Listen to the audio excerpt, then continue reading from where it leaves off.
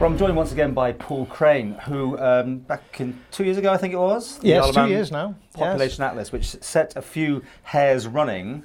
I think before that came out, people weren't quite sure what was going on, but let's come to that in a second. On Monday night, you're presenting a PAG meeting to the guest speaker. That's right. You're responding to the government's paper and their thing they put out about where the population's going.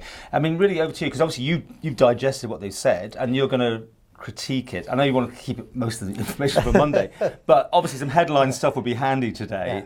Yeah. Remind us what they're saying. There's like 4 headings, aren't there? Okay, the paper that's been produced has been described as an early stage development paper. Indeed, it refers to itself as a white paper at one stage, but I'm not sure that the Isle of Man has white and green papers quite like that. But it is a paper that's produced. I'm absolutely supportive of the paper because it is an attempt to generate discussion that can lead to government response to the population challenges. Okay, now the book that I produced was largely about the population. I call them the vulnerabilities that we have. And so this is about the population challenges. And so the paper tries to summarize the population challenges, and looking at the decline in the population, the outmigration of young adults, the reduction in births and fertility and so on, and the growing aging of the population. So that's 4 worrying things to look at, basically. That's right, 4 key areas. And that, the last of those, the aging, the one that's almost off the agenda at the moment, that's what Alan Bell said in 2013 was the biggest problem that the Isle of Man faces in socioeconomic terms. So we're getting to the aging population. That's right. Now, since then, we've had the 2016 population, a census rather, yeah. And what that's showing is how all of these 4 areas have worsened because the population's gone down. It's gone down by nearly 1,200 people, but it's not as simple as that because the population over 65 went up by 2,200. The population under 65 fell by 3,000. So when you look into the detail of this, yes, the population's gone down, especially the working age population. The number of young people as the 15 to 19-year-olds of 2011 became the 20 to 24-year-olds of 2016, they declined by nearly 700. So the out movement in that age group is very sharp. I mean, alarm bells will see ringing in all sorts of places on this one. So you can see that these are quite significant challenges that we're facing.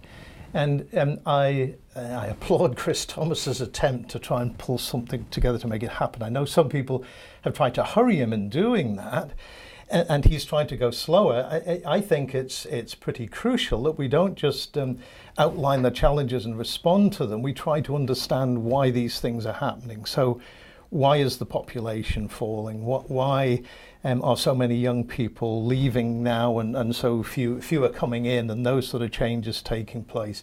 Why has the births, the number of births here has declined from 1,020 in 2010 to last year, 2017, just 753. So we've got this loss of a quarter of the births, more than a quarter of the births. So why is that happening? What are the reasons for that? And we've got to be clear about that before we look at the recommendations. So the paper goes through the challenges. I want to expand on those, add more on those. Are you crunching numbers on this? Right. I have been for a couple of months. That's what you do. That's right. Yeah.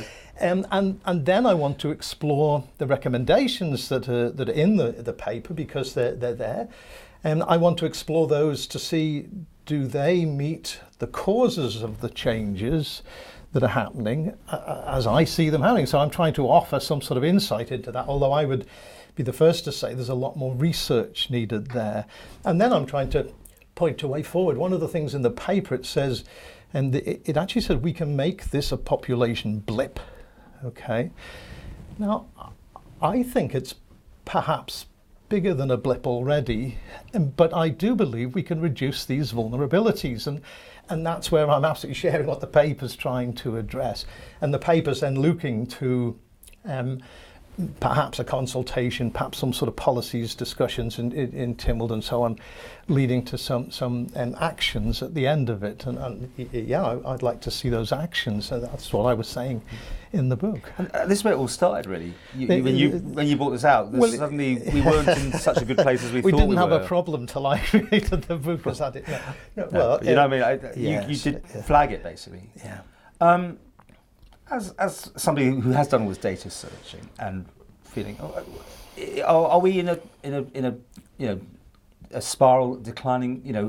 Do you think there is a way out of this? And will you be offering advice to the government almost to say how we should be looking at it, or is that up to Chris Thomas, who's going to come to you? Yeah, advice would perhaps be too strong, but I would suggest the areas that we need to be looking at, and I think that if we're trying to understand why it is, some of these things are interconnected. Why are young people leaving? Why are the births falling? Well, they're two sides of the same coin, really. That the births are falling because we've got a lot of young people not in. We've got a changed age profile going on, and yes, trying to look at what the causes of that are. And look at what maybe the solutions aren't on that, and trying to pick that out. But I think we have created a position where if young people, the so-called millennials, are struggling in the UK, reports recently about how 40% of them will never own property and things like that. If young people are struggling in the UK, they're struggling here too, and maybe even more so, and trying to look at the background to their position and some of the changes that we've made going through the last 6 or 7 years. And I'm keen to move to a position where government is perhaps not driving with a policy on we must have X amount of people a year, but it's driving on a sort of template by which all policies are measured against, saying, well, if we follow that policy, how would we expect that to impact on young people, young families, coping in the community here? So the material I'm putting forward comes from an enormous range. I'm using the social attitudes survey, I'm using the report itself, of course I'm using census data and research of my own. The Economic Affairs unit within Cabinet Office, I've had some good interrelationship with them in terms of requesting data, and they've been sending it back. And they've even gone to the lengths of producing an additional projection for me. I'm not saying my projection's better than their projections, but they had a number of projections based on certain assumptions. And I was saying, can we add one in that works on the assumption what would happen if the trends of the last 5 years keep going? Let's just look at that. Now, although we can look at that and say, surely that's untenable. Your question is saying, are we in a spiral? Yeah. Surely we can say it's untenable, but let's not pretend it's not there, So they produced this extra projection, and I think that's interesting. Will you be doing another one of these after the next census? Is that your plan? This one, if you remember, was after the 2011 census. Yeah. So that much of a lag, was it? Yeah. So am I going to produce one based on the 2016 census, which of course didn't come out till March 2017, so it runs a year behind. Yeah. I've done an awful lot of the work that could lead to a book, but it is incredibly time consuming. When you take some of the diagrams, if you're trying to produce a map of the Isle of Man showing there were 24 parishes at the time of the last census, but if you're trying to show those the parishes, and you're trying to show the age-sex pyramids in 5-year groups, there's an enormous amount of calculations to work out. Hats off to you, anyway. Yeah. So right. But Monday night at the Manx Legion Hall, right? You can find out what Paul's got to say. That's right. And we're keen to hear responses to that, because this is my contribution, if you like, towards getting the debate going. The debate needs to be there. What do we want for the future population of the Isle of Man? And I know there are mixed views on that out there, So I'll be exploring views on optimum population. I've actually, at this stage, a couple of days before the event, I've got far too much stuff to present. I've got it all in a PowerPoint, and I've got to sort of go through and pick out what I think will give us 45 minutes of presentation, and then allow time for questions. And I hope there's light at the end of the tunnel. I think that's what we all hope anyway. Yeah, absolutely. Thank you for joining us. And is this still available? No, it's pretty well gone. I've got a dozen copies or so left, but I was available all good bookshops, but no. Yeah, it's sold out. Fantastic. Well done. Okay. Yeah.